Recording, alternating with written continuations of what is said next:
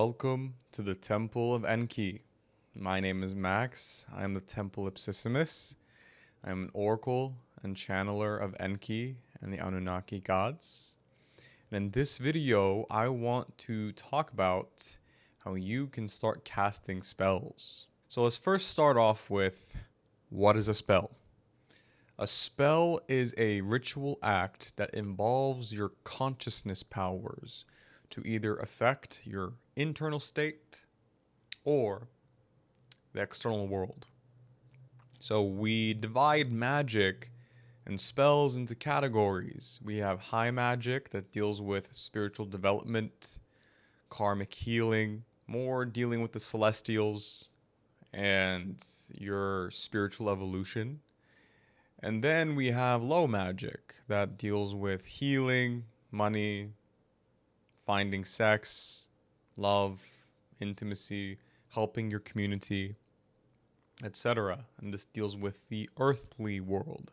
So we have various terms for categories of spells. But in the end, magic is a living essence. Okay, magic is the light of creation. And the light of creation itself emanates through the tree of life into various essences of magic. We have more masculine energies, elemental energies like fire, earth, feminine energies like water. We have light, darkness, yin and yang. We have the planetary energies, angelic energies, demonic energies, right? But in the end, the source of magic includes all of these things. It is the source of all of these things. So when we're tapping into magic, we're tapping into this cosmic energy that shapes the planets, that shapes worlds, that shapes nature, time, space, personality, people, places, situations, emotions, sensory experiences. Magic is a very multi-dimensional energy, and the manipulation of this energy and its essences that emanates into is spellcraft. So there are various ways of casting spells. Various. And it ultimately depends on your level of consciousness. The higher the level of your consciousness, the more powerful your spells get. Okay? Your words have more power. Your thoughts have more charge to them. Your very voice, your presence even, can light up a room.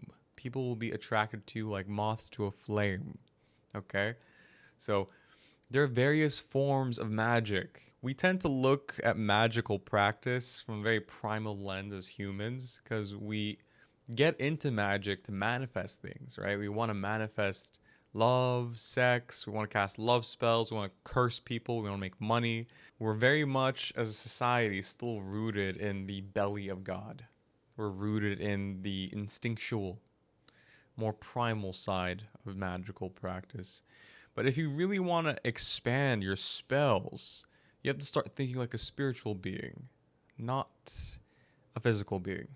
The ancient mystery schools taught this to their initiates. There was a basic understanding of the stars, the spiritual ecosystem, the energy bodies, the physical body, and vibration. There was an understanding of the geometry of the universe and the processes of manifestation. So in a lot of traditional grimoires, we have a lot of planetary magic. So you'll typically get the sigil of a planet, its angel, its intelligence, its demon, and you'll do the working you want on that day. For example, Jupiter, right? You'll get the sigil of Jupiter, the archangel of Jupiter, the angel, intelligence, and demon of Jupiter, and you'll do that working in the hour, the planetary hour of Jupiter. This creates a powerful vortex, no doubt. Is it taxing? Is it a little outdated? Maybe. In the end, the magician can shape the stars and destiny with his will if he or she knows how to bend light. Okay? So that again comes with a level of consciousness. If you are operating from more of a linear realm, then yes, you will need to follow through your spell work according to the confines of that state of consciousness. However, if you start operating outside of time and your consciousness is outside of time, then your spells can also have that same effect. So, spellcraft and casting spells is directly tied to your consciousness, and that is the most basic misconception most people have when they get into witchcraft, into sorcery, is that they think having an altar, right? Having idols, having candles, burning incense, right? Chanting some words, leaving some offerings, that they think that's magic. That's a form of magic, but it's not the most powerful. We're in an age now, we're in a stage of evolution on a multi-dimensional level. We're multi-dimensional beings that we have to upgrade the way we work with our magic. Okay? The template of reality is changing, so we don't need to go through so many steps and physical stuff to actually cast a spell.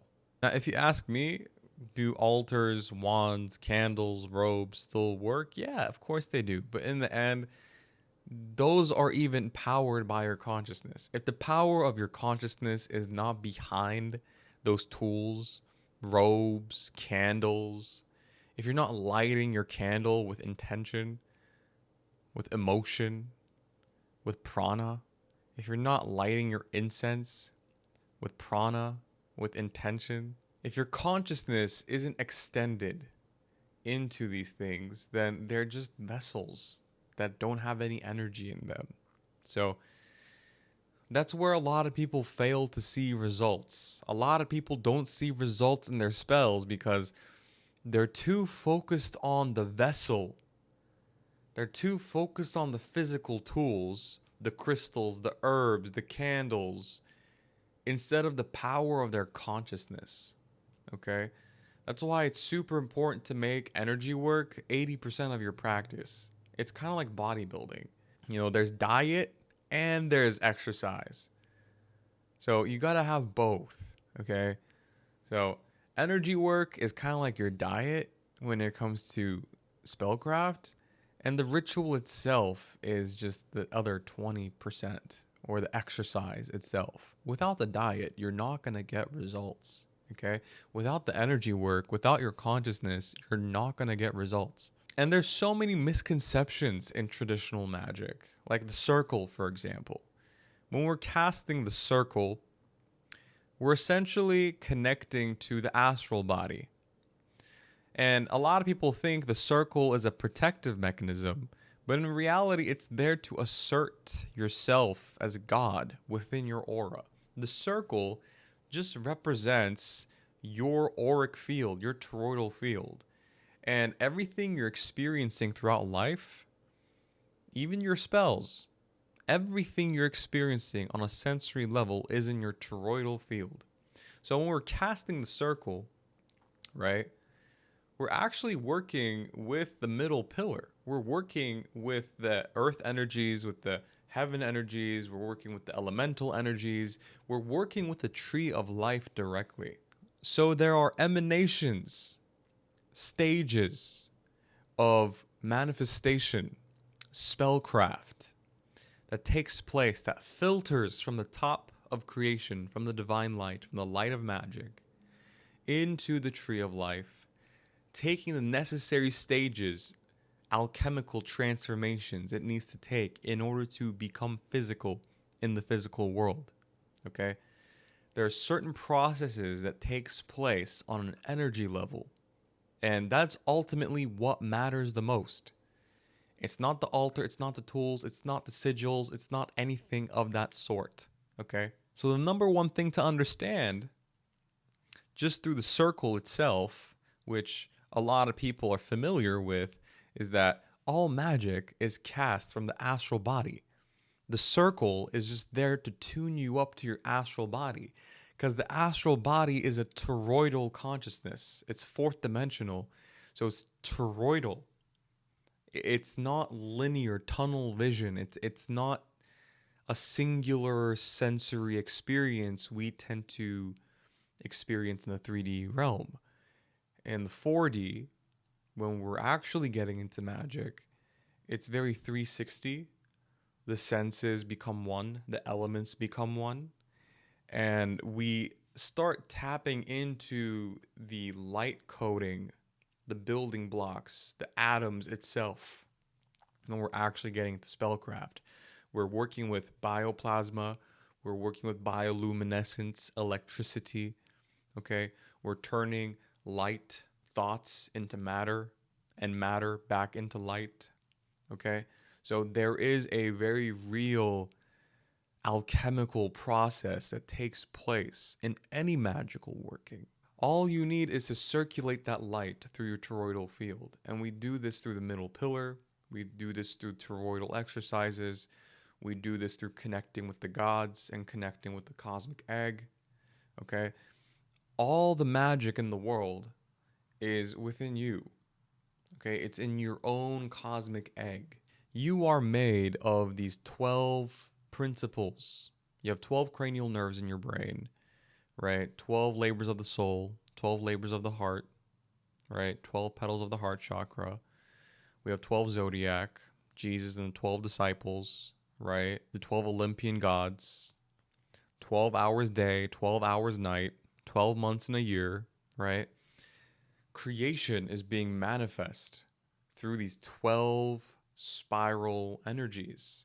And that's what the Druids, the Celtics, also saw magic as. They deemed magic to be this 12 spiral force, because the 12 spiral force is time and space itself.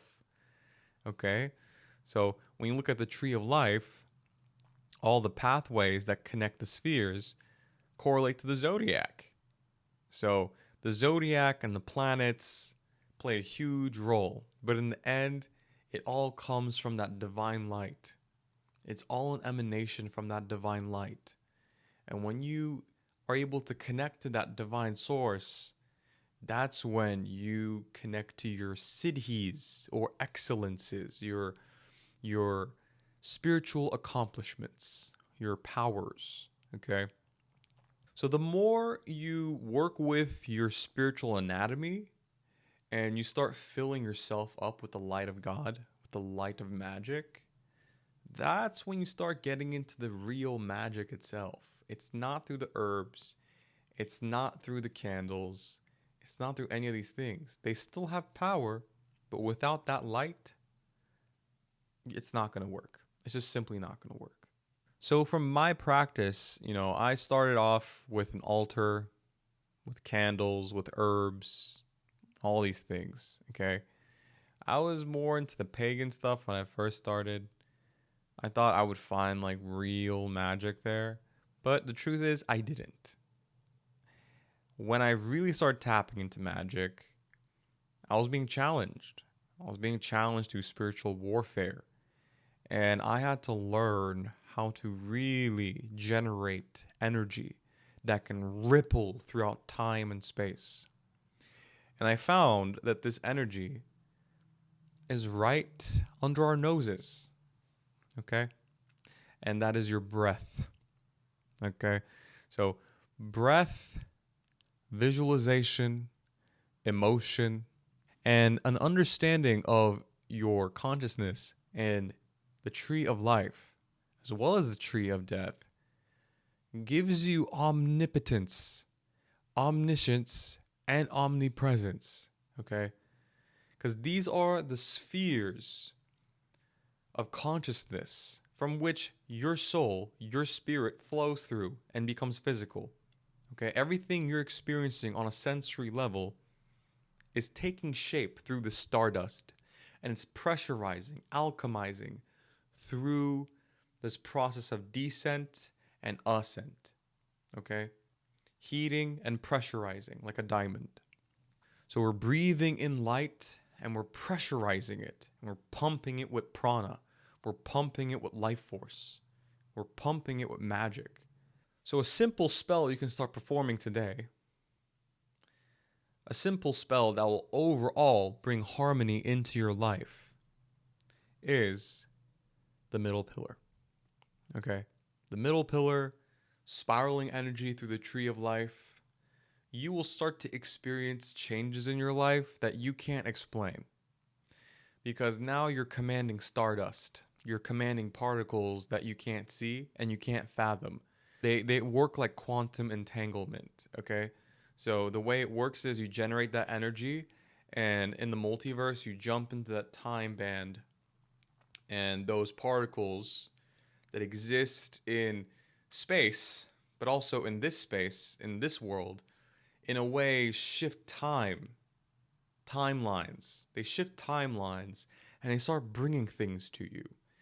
And I know people that I've trained where they start to attract more attention from the opposite gender. They start to attract more money. They increase their status. And they just attract overall more blissful experiences, both internally and externally. Okay? So, like I said, the more you increase your level of consciousness, you don't even necessarily need to focus on a singular thing. Okay? You don't even need to really focus on a singular manifestation. You don't need to do a candle spell to manifest money. You don't need to manifest love or cast a love spell on someone. In the end, your aura is experiencing a desire, a lack. It's experiencing a magnetic energy. And all you have to do is fill in the crevices of your aura into wholeness, into bliss. So start off by visualizing your aura. Okay? Start off by visualizing your toroidal field and start accelerating it. Okay? We first raise the earth energy up because then we can play with it more. We can morph it more. We raise it up to the light of God so that we can change things. We bring the energy down. And as you're bringing that energy down, you want to bring your intention down into the physical world. Okay? And you will notice drastic changes in how much you're able to create. So this process is arduous at times because you also are tested. Okay? Your energy is tested. Your energy is also in a way purged. You're purged of those energies that kept you from having the things you want. So it's an internal transformation as well as an external transformation. So when you start doing the middle pillar and you understand these spheres you're charging your bliss body, your mental body, your astral body, your etheric body, your pranic body and physical body. Okay? So you're kind of filling your chalice on all these different layers of reality. And ultimately, what you're working with is electricity because, everything in creation is electrical and magnetic energy. Without the electricity, the magnetic energy isn't really there. Okay?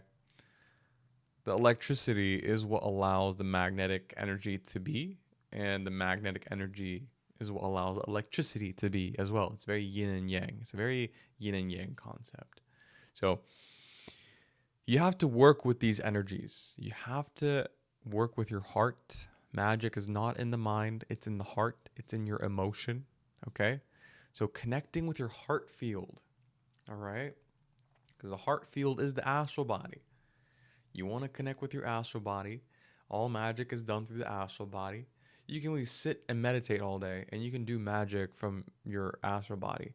As long as you have that electrical energy flowing from your causal body, from your spirit body into your astral body, and you carry a light physical body, you don't eat as many heavy meals, you do moderate fasting, meditation, breath work, and you charge yourself with prana, you will experience magic unlike anything else, okay?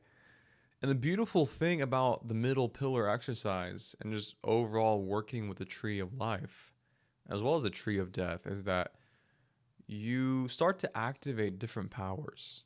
That's why a lot of ceremonial magicians will do the middle pillar before any type of big ceremony or ritual, because it allows them to get into that magical state of consciousness. It allows them to embody more their magical essence. And that's when the magic actually happens. It's not during the ritual itself. There's a lot of preliminary works that happen in order for that ritual, that ceremony, to have the charge, the power that it requires. So, doing this simple exercise alone will create massive change in your life. You'll have an increase in your psychic senses. Your astral body will be more active, lucid. So, I've noticed from doing exercises like this, it doesn't even have to be the middle pillar, but just charging yourself with prana, just breath work alone. You can pretty much think of a spirit, ask it a question, and as you're asking it, it will be answered like instantly as you're asking it. It's almost like echolocation, like bats. You ask the question and it echoes back to you. It's really bizarre because electrical information. So the higher voltage you have, the more powerful your spells are. Simple. And that was the whole purpose of the pyramids, of the Tesla technology. They're gathering energy from the stars. That's why the pyramids were aligned with the stars, because they were gathering energy from the stars. They were gathering cosmic energy. They were gathering starlight, okay? And that's where a lot of these spells, these ancient spells, come into play as well. Magical languages, star languages. These languages are phonetically designed and sequenced in a way, because of their vibratory qualities of the letters, of the sounds, that they create some very tangible changes in the body, in the psyche, in the external world. Star languages, spells that are written, verbalized, spoken, cast from magical languages alongside your magical consciousness. Incredible results, okay? So the key here is to get into a chronically charged state, charging your energy spheres, charging your psychic channels so that you can project and accumulate more psychic force, more magnetism. And what that will do is every word, every thought will, in a way, entangle with your physical reality. It's a convergence. Okay, when you're working with these energy spheres, the mental realm, the emotional realm, and the physical realm are converging. You're creating a convergence between the realms. So your thoughts are able to now manifest instantly. Okay, you want something, it just comes to you. Okay, your existence becomes magic. You become magic. Okay, you're becoming magic. Very simple. Now, that's the first Hermetic principle. All is mind, universe is mental. That does not take away, however, from the ceremonial magic as well. I've been in rituals where I've been able to evoke angels physically through incense smoke, and they would appear in my room like 9 feet tall, and I can see them very tangibly, and their presence was very undeniable. And there's beauty in that, absolutely. I'm not downplaying any of those things. But if you want a very foolproof system that you can start doing today, this is the best way to go about it. Because when you start developing those psychic channels, you can start operating from an astral temple, from a parallel reality. You can start having an altar from your astral body, from your astral temple. You can do a whole ritual in a matter of seconds in your head, and you can get those results, you can get those messages and communication from spirits, from your higher self, much quicker. Okay? That's the beauty of it too. There's so many layers to magic and spell casting, but this is the center of all of it. If you master this, you will have no problem casting any spell, okay? Even if you're working with herbs and spices and candles, it's still going to have so much more power and charge. But in the end, you have to do this. You have to do this middle pillar exercise or work with the entire tree of life. You have to have a toroidal consciousness when you are casting magic. Visualization is important. I'd say the more vivid it is, the better, because it's more electrical data, it's more sensory data. Your brain can't really tell what's real or not. Don't try to see something, don't force it. If you have the intention, then you're already connecting to that energy.